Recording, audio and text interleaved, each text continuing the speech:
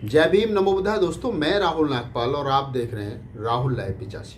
जी हाँ, आज मैं जिस मुद्दे पर बात करना चाह रहा हूँ वो मुद्दा तो हाथरस जो मामला है उसी से जुड़ा हुआ है, लेकिन कुछ उसमें बातें जो अलग निकल करके आ रही हैं, जिस पे दबी जबान में बात हो रही है, जिसके लिए पंचायतें हो रही हैं, जिसके लिए पहली बार भारत में ऐसा हो रहा है कि दोषियों के समर्थन में पंचायत हो रही है।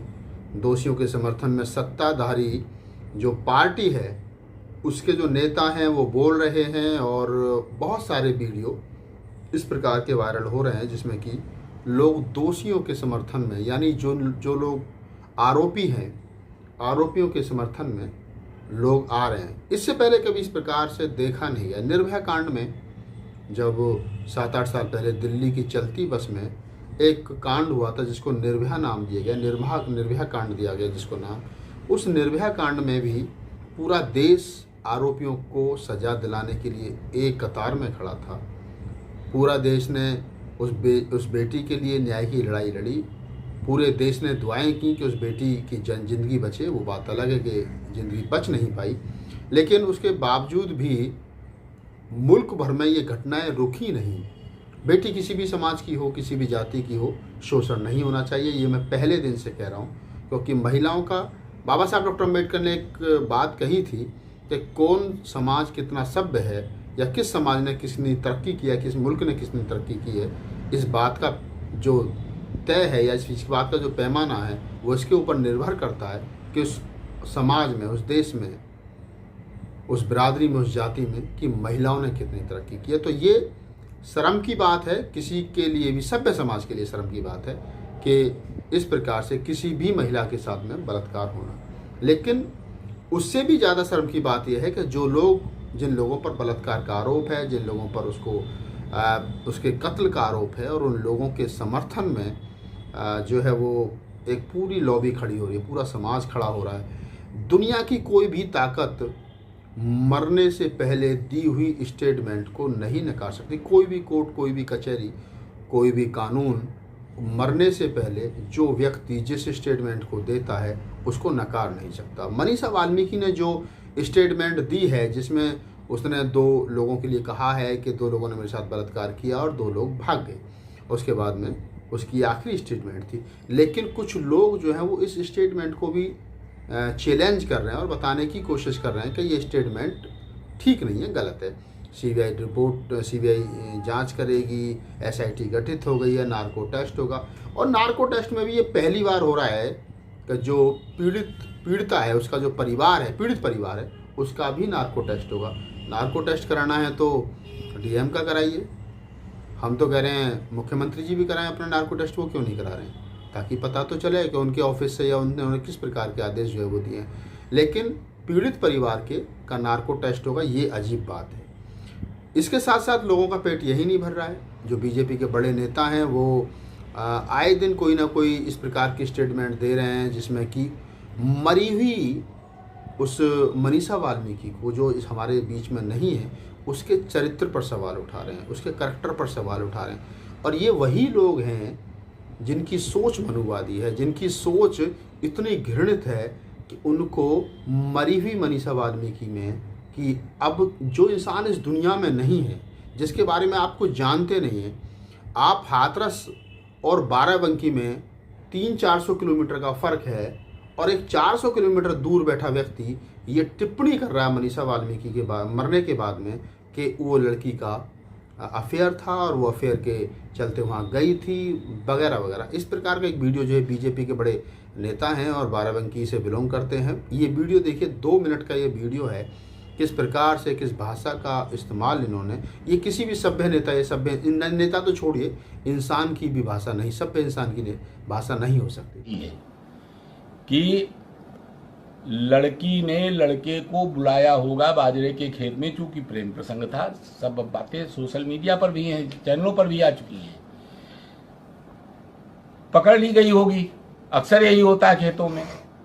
ये जितनी लड़कियां इस तरह की मरती हैं, ये कुछ ही जगहों पे पाई जाती हैं। ये गन्ने के खेत में पाई जाती हैं, अरहर के खेत में पाई जाती हैं, मक्के के खेत में पाई जाती हैं, बाजरे के खेत में पाई जाती हैं, ये नाले में पाई जाती हैं, झाड़ियों में पाई जाती हैं, जंगल में पाई जाती हैं। ये धान के खेत में मरी क्यों नहीं मिलती हैं? ये गेहूं के खेत में मरी क्यों नहीं मिलती हैं? इनकी मरने की जगह वही है और कहीं पे घसीट के नहीं ले जाई जाती हैं। कोई इनको घसीट के ले जाके देखता नहीं कि इनको घसीट के ले जाया गया। तो आखिर ये घटनाएं इन्हीं जगहों पर क्यों होती हैं? ये पूरे देश स्तर पर जांच का विषय है। मैंने गलत नहीं कहा है, लेकिन लड़की दोषी नहीं है, लड़के दोषी हैं। अभी मेहर उजाला में हमारे बाराबंकी में अभी एक लड़के ने लड़की के साथ आया था, आत्महत्या कर ली, लड़की कुछ नहीं हुआ। अभी अगर लड़की मर गई होती तो पूरा खानदान बंद कर दिया गया होता। तो कहने का मतलब ये है कि ये जो चीजें हो रही हैं समाज में, ये बहुत बड़ा पतन है।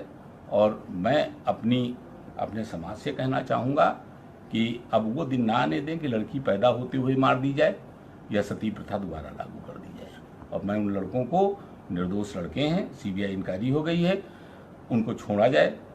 वरना अगर वो मान लिया जांच में निर्दोष पाए जाए गए तो ये उनकी जो जवानी के दिन जेल में बीतेंगे, उनको जो मानसिक प्रताड़ना हो रही है, उनके साथ जो कुछ गुजर रहा होगा निर्दोष लड़कों के साथ में जेल के अंदर, तो ये दिन कौन वापस करेगा? उनकी जवानी कौन वापस करेगा?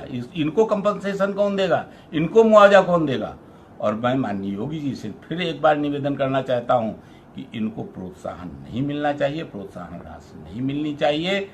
अगर घोषणा भी की हो। ये वो वीडियो था जिस वीडियो के बारे में मैं बात कर रहा हूँ। इसी प्रकार के बहुत वीडियो वायरल हो रहे हैं। लोग पंचायतें कर रहे हैं, कोई लोग भीम आर्मी को चैलेंज कर रहा है, कोई लोग जो वहाँ के लोकल नेता हैं वो उस बेटी के परिवार पर आरोप लगा रहे हैं कि पैसे के लिए कराया गया है, पैसे मुआवजा मिल जाए। मतलब दलित है तो कुछ भी, दलित है तो उसकी ना तो जीते जी इज्जत थी, अब उसकी मरने के बाद भी इज्जत नहीं है। क्यों नहीं है? और ये जो लोग कुछ मुट्ठी भर, और तो और मज़े की बात देखिए, उनके साथ में उनका समाज खड़ा है, उनके साथ में उनका समाज जो है वो कंधे से कंधा मिला करके खड़ा है और वो दोषियों को बचाने के लिए खड़ा है। और हमारे साथ में हमारे लोग नहीं खड़े हैं। ये शर्म की बात है। मैंने पहले भी कहा है कि 131 सांसद जो हैं उनमें से कितने सांसदों की स्टेटमेंट आई है कि ये गलत हुआ है? नहीं, हर आदमी अपनी पार्टी से दबा है, हर आदमी अपनी पार्टी के प्रोटोकॉल और उसका जो सिस्टम है उससे बंधा है, हर आदमी अपनी पार्टी के आकाओं के दबाव में है। और तो और दुख तो उस वक्त हो गया कि जब वहीं के जो लोकल सांसद हैं राजवीर दिलेर, और जो खुद वाल्मीकि जाति से आते हैं, जिस जाति की लड़की थी, वो दोषियों से मिलने के लिए जेल में पहुंच गए। इससे ज़्यादा और क्या ज़मीर गिर सकता है?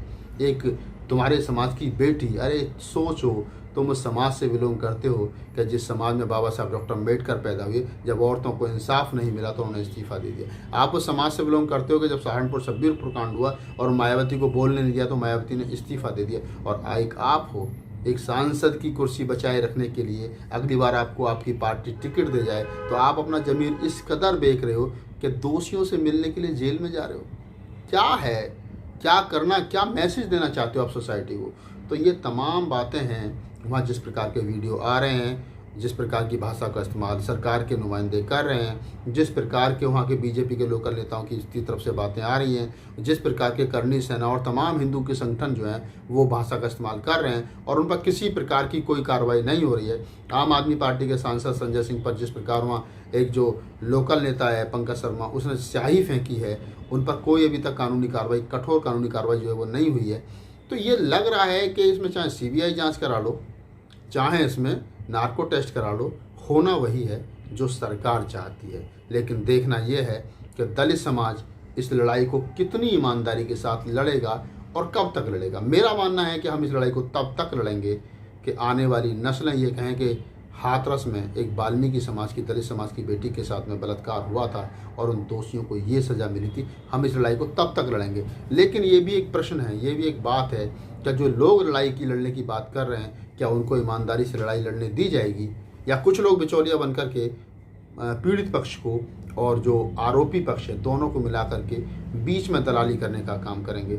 चाहे वो हमारे अपने लोग हों, जो लोग आरोपियों से मिलने के लिए जेल में जा सकते हैं। ये कहना कठिन नहीं होगा कि आने वाले कुछ समय के बाद में वही लोग दोनों परिवारों के बीच में बैठ करके सुलह कराने की कोशिश करें, या पीड़ित परिवार को अभी भी जैसे डराया और धमकाया जा रहा है आगे भी डराया और धमकाया जा सके। मैं तमाम वाल्मीकि समाज से, मुल्क भर के वाल्मीकि समाज से अपील करता हूँ, आपकी बेटी है, आपकी बहन है, हमारी बहन है, हमारी बेटी है। संदीप वाल्मीकि जो एक बड़े एक्टिविस्ट, उन्होंने एक बात कही थी कि देश का जो वाल्मीकि समाज है उसमें से 90% वाल्मीकि समाज चमार को अपना दुश्मन मानता है, लेकिन आज 100% चमार कम जो मनीषा वाल्मीकि को न्याय दिलाने के लिए उसके साथ खड़ा है। इससे बड़ी बात और क्या हो सकती है। 2 अक्टूबर को दिल्ली के जंतर मंतर पर कैंडल मार्च जो है वो रखा गया। उसमें दिल्ली के मुख्यमंत्री भी थे, मंत्री भी थे और तमाम सोशल एक्टिविस्ट थे, तमाम लोग थे, दलित समाज के सारे संगठन थे। लेकिन अगर वहाँ कोई नहीं था तो वो संगठन नहीं थे जिन संगठनों का हिस्सा वाल्मीकि समाज है। ना तो RSS थी, ना बजरंग दल था, ना विश्व हिंदू परिषद थी, ना युवा हिंदू वाहिनी थी। कोई हिंदुओं का संगठन नहीं था जो ये दम भरता है, जो ये कहता है कि वाल्मीकि हिंदू हैं और हिंदू जो है वो हमारे भाई हैं। अगर हैं तो आप ये वाल्मीकि समाज को बात समझ लेनी चाहिए। मैंने पहले भी कहा और अभी भी कह रहा हूँ कि आज आपकी बेटी की इज्जत उठी है, आपके साथ में सिर्फ अम्बेडकरवादी और दलित खड़े हैं। और जो संगठनों के आप हिस्सा हैं, जिन संगठनों की शाखाओं में आप जाते हैं और जो हिंदू आपको बताते हैं, वो हिंदू लोग जो हैं, मानववादी लोग जो हैं, वो अपने लोगों को बचाने में लगे। आपकी बेटी के दर्द से उनका कोई दर्द नहीं है, लेना नहीं है। आपके परिवार से, आपके दुख दर्द से उनका कोई लेना देना नहीं है। तो बस यही वीडियो मैंने इसलिए बनाना उचित समझा कि किस प्रकार, किस गिरी हुई हरकत का परिचय जो है वो बीजेपी के नेता दे रहे हैं। एक बेटी को जीते जी तो मान सम्मान दिया नहीं, उसको इलाज नहीं दिया, उसको इज्जत नहीं बख्शी, उसका बलात्कार कर दिया, उसको 14 दिन तक एक ऐसी जगह मरने के लिए छोड़ दिया, उसको प्रॉपर इलाज नहीं दिया।